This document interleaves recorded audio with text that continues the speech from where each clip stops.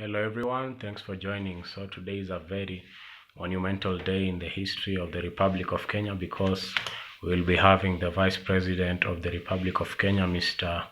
Honorable Rigathi Gachagua, going to Parliament to present his case before the MPs.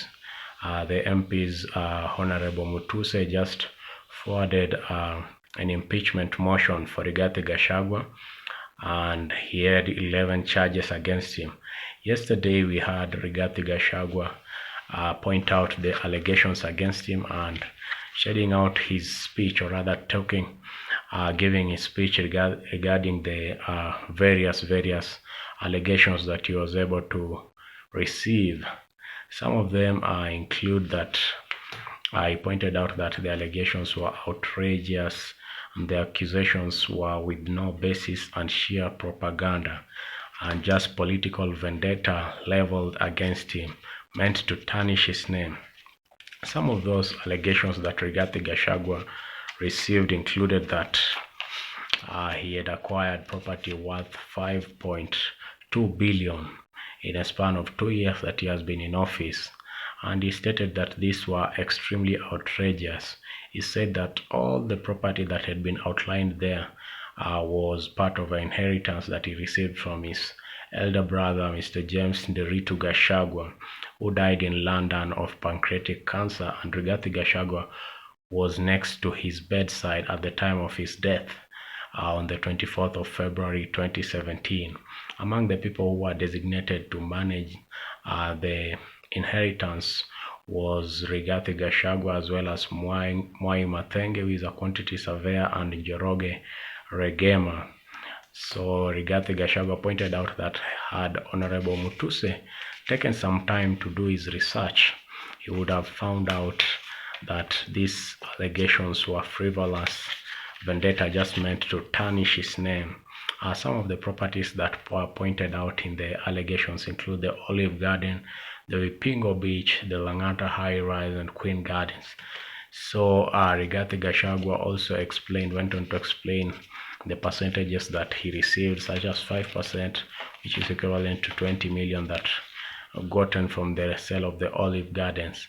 He also said that there are some hotels in Nyeri, such as Outspan, which was acquired by his son, and it was acquired by his son after getting 600 million from a bank in form of a loan, and the acquisition of Outspan also came with another acquisition, or rather a lease, of Treetops Hotel, which according to Gachagua cannot be sold but is only leased. Gachagua also pointed out that the 40 acres of land that they said he bought in Kieni constituency, he said he bought this from Njoroge Wainaina, who is the MP of the same area, and he said that he was surprised that this MP was coerced into voting against him, despite the fact that it's the MP who sold the land to him. He says that the MP has since been admitted in hospital due to coercion and various form of torture that is receiving from the government of Kenya.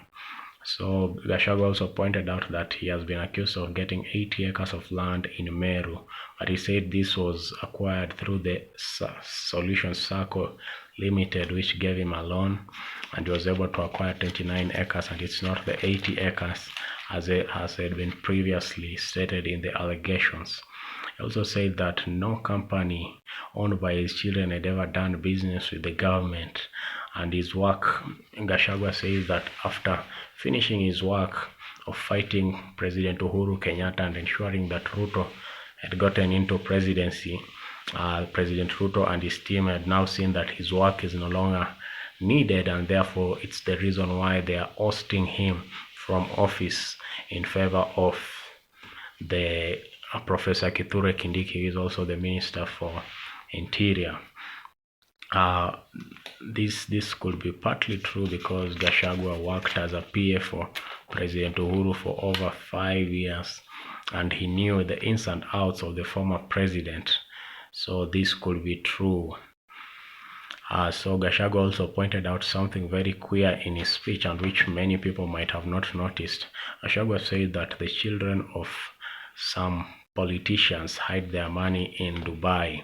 And in this case, I think he was pointing out to maybe President Ruto, and it was a form of digging into him, because throughout his speech, Gachagua was using his boss, the president, rather reverse psychology. He was pointing out the mistakes done by President Ruto and trying to tell him that I know you inside out. So if you impeach me, I'll come for you.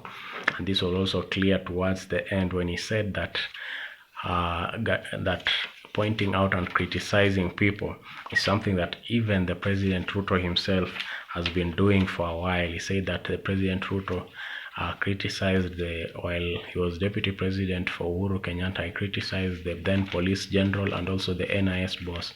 So he said that he was following in the footsteps of President Ruto.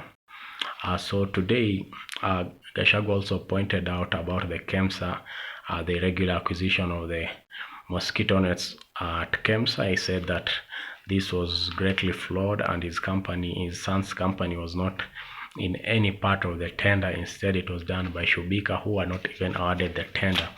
They were only going to get their money back, which he called bidboard. So what is the ultimate plan for Gachagua after his impeachment from office?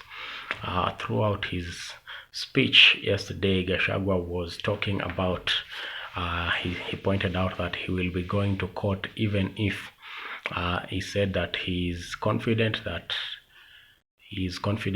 the MPs and the Senate may impeach him, but he said he will not give up. He will go till the last stage. And he said this, that he has trust in the judiciary system in Kenya. He said he trusts the High Court, he trusts the Supreme Court, he trusts the Court of Appeal. And by saying this, he was pointing out that he will be going up to the final stage, which is he'll be challenging in court, because the grounds for impeachment were not grievous and heavy. According to Gachagua, and which is common knowledge, the seat of the deputy president is not a very light seat to be ousted by frivolous allegations such as those forwarded by Honorable Mutuse. He said that he pointed out everything and ruled out all the allegations, such as saying he has never undermined the president. He also quoted the constitution.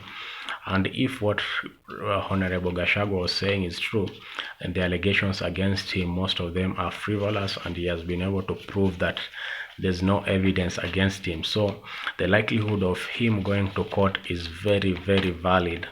And it's not surprising that many of the MPs and his friends have been sent to him to convince him to resign, so that by resigning, it won't be a case of them going to court once again. Because if Rigathi Gachagua goes to court, there is a possibility that his impeachment will be ruled out and he will remain in office. So I believe that is Rigathi Gachagua's ultimate plan. His ultimate plan is to remain in office, is to challenge this in court. Even if the Senate and the MPs impeach him, he's going to court. He's not giving up. He still trusts the judiciary system, and he is going all the way to court till the last minute, because according to him, some of the allegations against him are very baseless. For instance, he was accused of undermining devolution by holding meetings to fight alcohol. And when he read this, he just laughed at the statement, because even us, the citizens, thinking of such allegations being used as grounds to impeach a deputy president, there really isn't so much weight on an allegation such as what I've just read there. So I believe Rigathi Gachagua is not giving up anytime soon, and is going till the last minute. Let me know what you think about this in the comment section. Do you think we will have Gachagua able to be reinstated by the courts once he has been impeached by Parliament and the Senate? Let me know what you think about this in the comment section. Remember to like, share, and subscribe. See you in the next one. This is Owen Onze.